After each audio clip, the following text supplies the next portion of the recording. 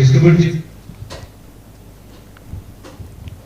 విజయవాడ భవానీపురంలో నూర్ బాషా corporation chairman K Nagul మీరా YCP నాయకులపై పలు ఆరోపణలు చేశారు. ఎంపీ కేసిరెడ్డి శివనాథ్ పై నిరాధారమైన ఆరోపణలు చేస్తున్నారని మండిపడ్డారు. జగన్ హయాంలో గ్రామాలు పట్టణాల్లో పేదలకు సెంటున్నర స్థలం ఇచ్చినట్లే ఇచ్చి వాటిపై లోన్లు తీసుకున్నారు. అలాగే టిట్కో ఇళ్లపై రుణాలు తీసుకున్నారని జగన్ ప్రభుత్వంపై నాగుల్ మీరా మండిపడ్డారు. ఇక విజయవాడలో ఉన్న వాళ్లకు మైలవరం, నందిగామలో ఇళ్ల స్థలాలు ఇచ్చారు. అవి ఎక్కడ ఉన్నాయో లబ్ధిదారులకు తెలియదు.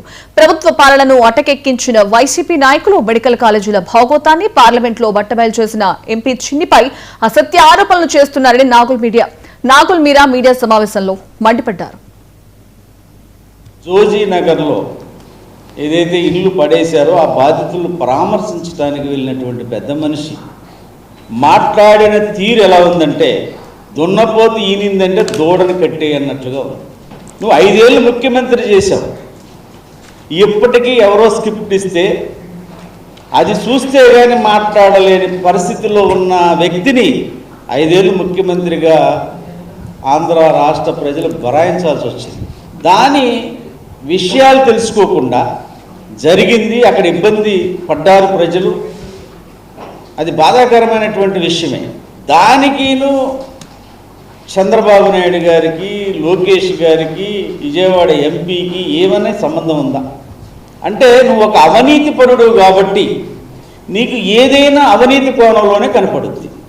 పచ్చకామర్లోకి లోకమంతా పచ్చగా కనపడ్డు. జగన్మోహన్ రెడ్డి అవినీతి పరుడు, దాని మీద సిబిఐ విచారణ జరగాలని కూడా ఆయన డిమాండ్ చేశాడు.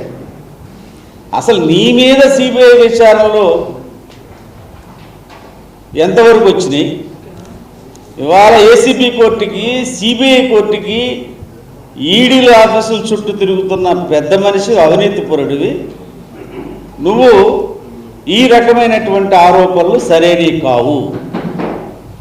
వాస్తవంగా జోజీనగర్లో ఒక సొసైటీ వేరే వాళ్ళకి అగ్రిమెంట్ ఇచ్చి